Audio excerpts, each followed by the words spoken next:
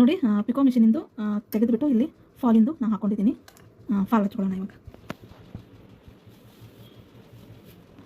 ಜೋಡಿಸ್ಬೇಕು, ಒಂದರ ಮೇಲೊಂದು ಚೆನ್ನಾಗಿ ನೀಟಾಗಿ ಜೋಡಿಸ್ಕೊಂಡು ಇಟ್ಕೋಬೇಕು. ಈ ದಾರ ಏನಿತ್ತಲ್ಲ, ಪಿಕೋಕ್ ಹೆಂಗೆ ನಾವು ಸ್ಟಿಚ್ ಹಾಕ್ತೀವಿ ಹಾಗೆ ಫಾಲಿಗೂ ಸಹ ಸ್ಟಿಚ್ ಹಾಕುವಾಗ ಈ ದಾರ ಫಸ್ಟಿಗೆ ಒಂದೆರಡು ಸ್ಟಿಚ್ ಬೀಳೋವರೆಗೂ ಕೈಯಲ್ಲೇ ಇಟ್ಕೋಬೇಕು. ಇಲ್ಲ ಅಂದರೆ ದಾರ ಕಟ್ ಆಗಿಬಿಡುತ್ತೆ. ನೋಡಿ ನಿಮಗೆ ಪಿಕೋದು ಇದು ಸ್ಟಿಚ್ ಏನಿದೆಯಲ್ಲ ಅಗಲ ಬೇಕು ಅನ್ನೋದಾದರೆ ನೀವು ಅಗಲ ಇಟ್ಕೋಬೇಕು. ಈ ಥರ ಸ್ವಲ್ಪ ಹಾಕಿ ತೋರಿಸ್ತೀನಿ, ಒಂದು ನಿಮಿಷ. ಈ ಥರ ಡಿಸ್ಟೆನ್ಸ್ ಬೇಕು ಅಂದರೆ ಇಷ್ಟು ಅಗಲನೇ ಇಟ್ಕೊಳ್ಳಿ.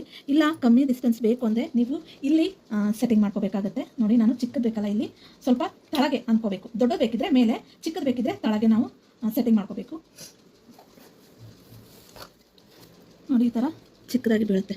ಮೊದಲಿಗೆ ಸ್ವಲ್ಪ ದೊಡ್ಡದಿತ್ತು, ಏಕೆಂದರೆ ನಾವು ಪಿಕೋದು ಇಟ್ಕೊಂಡಿದ್ವಲ್ಲ, ಹಾಗಾಗಿ ಫಾಲಿಗೆ ಒಂದು ಸ್ವಲ್ಪ ಚಿಕ್ಕದು ಇಟ್ಕೊಂಡಿದ್ವಿ. ನೋಡಿ ಇಲ್ಲಿ ದೊಡ್ಡದಿದೆ, ಇಲ್ಲಿ ಚಿಕ್ಕದಿದೆ.